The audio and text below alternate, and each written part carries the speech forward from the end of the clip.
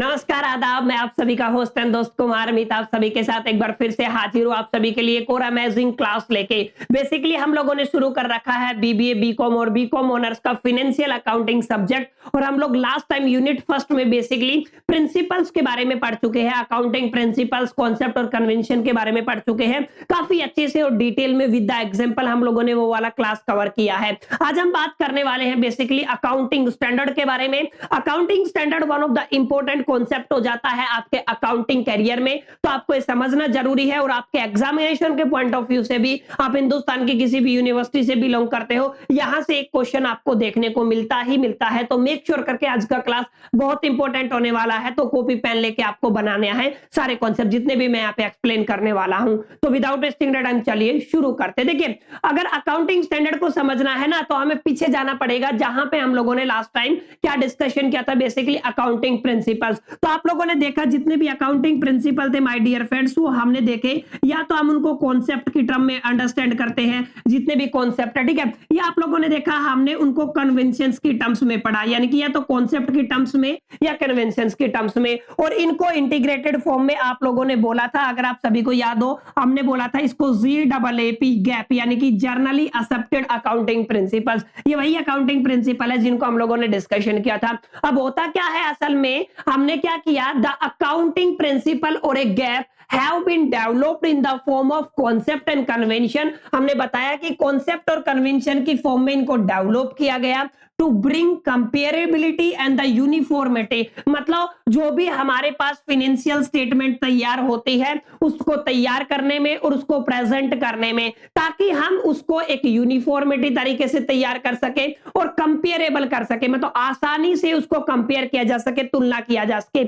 इसके लिए ईयर दर ईयर, साल दर साल हम लोगों ने कुछ गैप, यानी कि आप लोग कह सकते हो जर्नली एक्सेप्टेड अकाउंटिंग प्रिंसिपल को डेवलप किया था। ये खास बात है। यही चीज हम लोगों ने अकाउंटिंग प्रिंसिपल के केस में देखी थी कि टाइम के दरमियान हम लोगों ने ऐसे कुछ प्रिंसिपल बना दिए कॉन्सेप्ट के टर्म्स में, अजम्पशन के टर्म्स में और कन्वेंशंस के टर्म्स में, जिनका मेन मकसद क्या होता था कि जिस भी फाइनेंशियल स्टेटमेंट को प्रिपेयर किया जाए और प्रेजेंट किया जाए, तो उसकी प्रिपरेशन और प्रेजेंटेशन माय डियर फ्रेंड्स को कंपेरेबल बनाने के लिए और यूनिफॉर्म बनाने के लिए हम लोगों ने कुछ कन्वेंशंस, कुछ ऐसे प्रिंसिपल्स को इजाद कर लिया था। अब असल में समस्या कहां से आई, समस्या यहां से आई, ठीक है। यहां पे जितने भी जर्नली एक्सेप्टेड अकाउंटिंग प्रिंसिपल है, वहां पे कुछ कॉन्सेप्ट अजम्पशन तो काम करती है, कन्वेंशन तो काम करते हैं, लेकिन एक प्रॉब्लम के ऊपर ये गैप ऐसा नहीं है कि 100% आपको अप्लाई करना है, इन प्रिंसिपल्स को ही अप्लाई करना है। यानी कि यहाँ पे कोई कंपल्सेशन नहीं है, कंपल्सरी कॉन्सेप्ट नहीं है, यहाँ पे बहुत सारे अल्टरनेट भी आ जाते हैं। इसलिए हाउएवर दे अलाउ, यानी कि ये क्या करते हैं,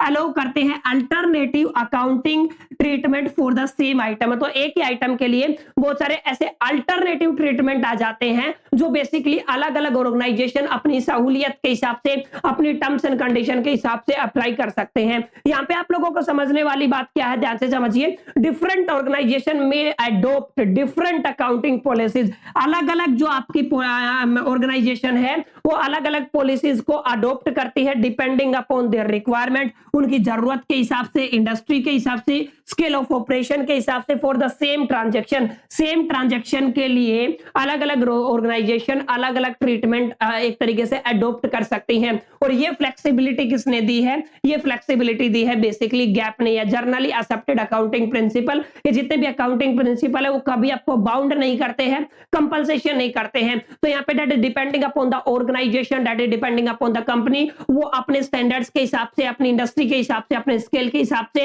एक ही ट्रांजैक्शन के लिए अलग अलग सालों में भी अलग अलग ट्रीटमेंट इस्तेमाल कर सकता है। तो अब यहाँ पे हुआ क्या, ये जो पूरा प्रोसेस बनाया गया था ये तो कॉम्प्लेक्सिटी को सही करने के लिए, रिड्यूस करने के लिए बनाया गया था। लेकिन यहाँ पे एक और समस्या आ गई कि जो आपकी फाइनेंशियल स्टेटमेंट थी ना, अब यहाँ पे इनकंसिस्टेंट हो गई और इनकंपेरेबल हो गई। यानी कि आपकी जो आपकी फाइनेंशियल स्टेटमेंट थी वो इनकंसिस्टेंट और इनकंपेरेबल होगी। अब इस चीज को सही करने के लिए, इस चीज के सॉल्यूशन के लिए यहाँ पे किस चीज का इजाद किया गया, कुछ ऐसे पैरामीटर सेट किए जाए, ऐसा मिनिमम स्टैंडर्ड सेट किया जाए जिनको करीब करीब वर्ल्ड वाइड हर एक इंडस्ट्री को, हर एक ऑर्गेनाइजेशन को मानना पड़े, और यहां से आपका बेसिकली रोल में आया बेसिकली जिसको कहते हो अकाउंटिंग स्टैंडर्ड। तो आई होप कि आपको समझ में आ गया होगा। हमने जर्नली एक्सेप्टेड अकाउंटिंग प्रिंसिपल्स बनाए, पर वो बाउंड नहीं करते हैं, depending upon the terms and condition आपके ऑर्गेनाइजेशन टू ऑर्गेनाइजेशन अलग अलग प्रिंसिपल, पॉलिसीज और रिक्वायरमेंट के हिसाब से चेंज कर सकते हैं।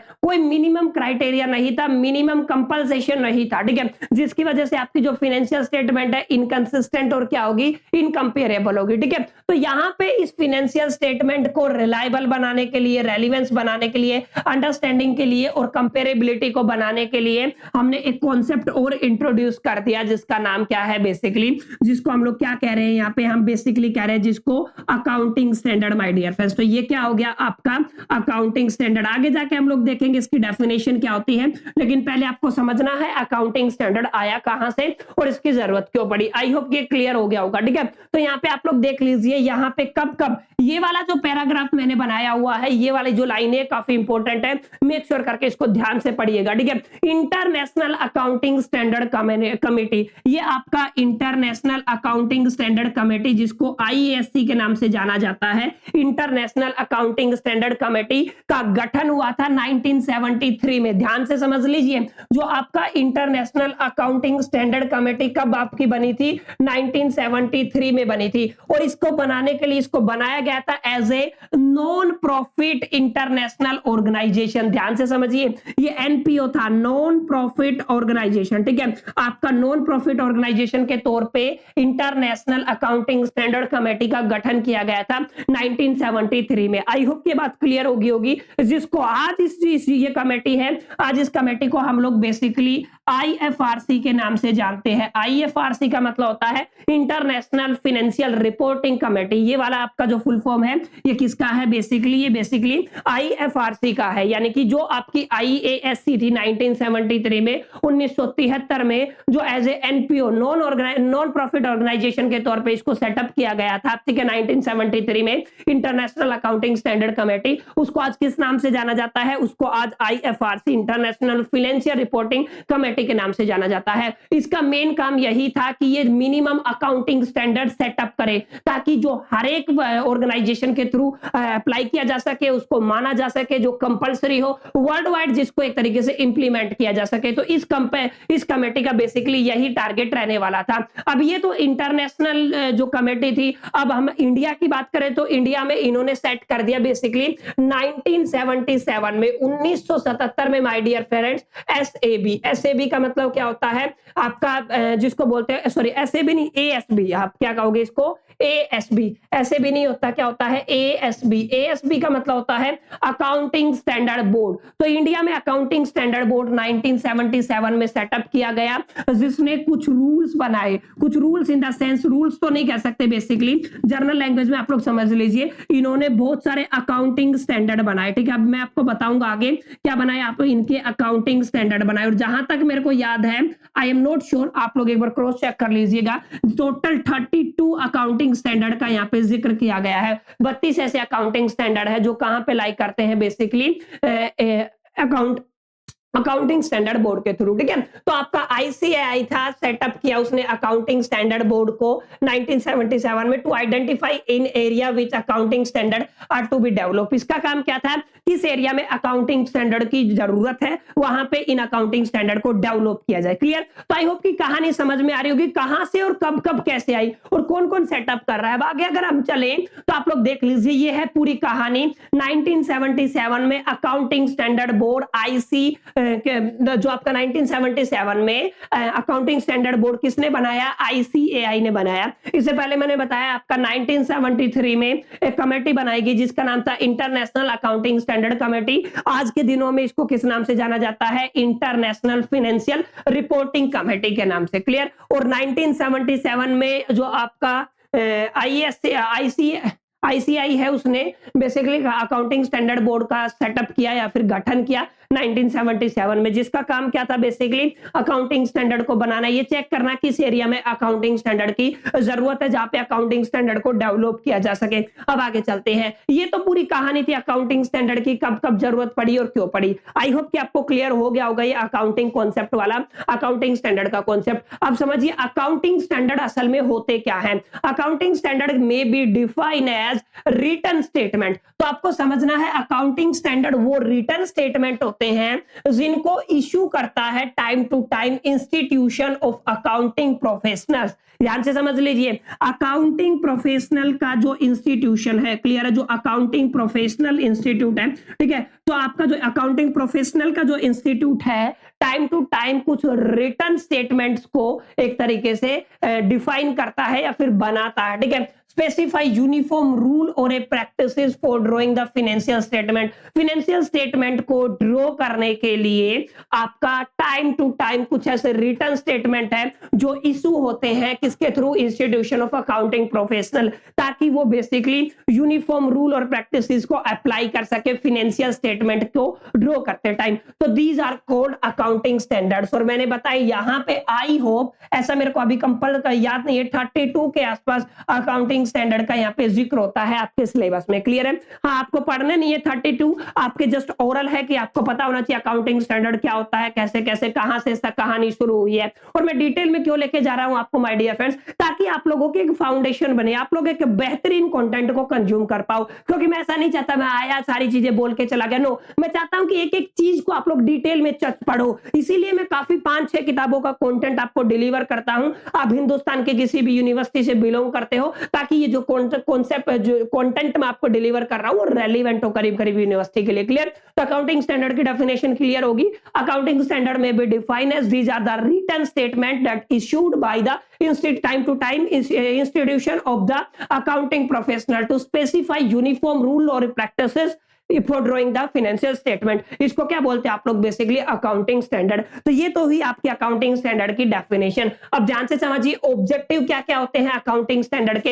अकाउंटिंग स्टैंडर्ड को इसलिए बनाया गया ताकि यूनिफॉर्मिटी को मेंटेन किया जा सके, एक समानता को मेंटेन किया जा सके। वो एक ऑर्गेनाइजेशन एक स्टेटमेंट के लिए कुछ और यूज कर रही है, दूसरी नहीं, यूनिफॉर्म बनाया जाए। दूसरा जो इंपॉर्टेंट बात है वो कंसिस्टेंसी है, ठीक है, लगातार कंसिस्टेंसी फैक्टर भी यहाँ पे इंपॉर्टेंट आता है। तो फर्स्ट जो आपका है वो यूनिफॉर्मिटी है, कंसिस्टेंसी है। तीसरा है to improve the reliability of financial information, जो भी फाइनेंशियल इंफॉर्मेशन हो रिलायबल हो, ट्रस्टेड हो, वेरीफाइड फ्रॉम द सोर्सेज हो। तो इसका एक सेकंड एडवांटेजेस रहने वाला है, ठीक है। टू सेफगार्ड, सेफगार्ड का मतलब फ्रॉड से प्रिवेंशन के लिए भी इसका बेसिकली इनका इस्तेमाल किया जाता है। टू फैसिलिटेट ऑडिटर्स, ऑडिटर्स के लिए भी काफी हेल्पफुल होते हैं ये जितने भी अकाउंटिंग स्टैंडर्ड है। तो अगर आपसे पूछा जाए what are the objectives of the accounting standard, तो सबसे पहले हम लोग लिखेंगे to ensure uniformity, to ensure the consistency, to improve the reliability of the financial information, to safeguard, ठीक है, यानी कि जो भी आपके फ्रॉड वगैरह से बचने के लिए, टू फैसिलिटेट ऑडिटर्स, ठीक है। ये कुछ ऐसी बातें हैं जिनको आपको अपने एग्जामिनेशन में लिख के आना है अगर आपकी यूनिवर्सिटी यहां से क्वेश्चन पूछती है। चलिए आगे चलते हैं, लिमिटेशन की भी बात कर लेते हैं। कुछ लिमिटेशन है अकाउंटिंग स्टैंडर्ड के दरमियान। सबसे पहली लिमिटेशन है लैक ऑफ द फ्लेक्सिबिलिटी। यहाँ पे अकाउंटिंग स्टैंडर्ड फ्लेक्सिबल नहीं है, अपने हिसाब से तोड़ मोड़ के या फिर इनमें बायसनेस नहीं किया जा सकता है, तो है आपको फॉलो करना पड़ेगा और ऑर्गेनाइजेशन है उसको फॉलो करना पड़ेगा। आगे देखिए, difficulty for the management, management के लिए काफी डिफिकल्टी होती है। रेस्ट्रिक्टेड आपके स्कोप है यहाँ पे अकाउंटिंग स्टैंडर्ड के दरमियान। ये तीनों पॉइंट काफी इंपॉर्टेंट है। Restricted initiative, restricted rigid in nature and based on the historical cost. ये कुछ बातें हैं, ये सारी टर्म्स हम बेसिकली अपनी लास्ट क्लास में डिस्कशन भी कर चुके हैं कि कॉस्ट और हिस्टोरिकल कॉस्ट का क्या मीनिंग होता है। रिजिड इन नेचर मतलब जिनके साथ छेड़छाड़ नहीं की जा सकती, सॉलिड बायस नहीं हो सकते, ठीक है, there is no probability to biasness, ठीक है।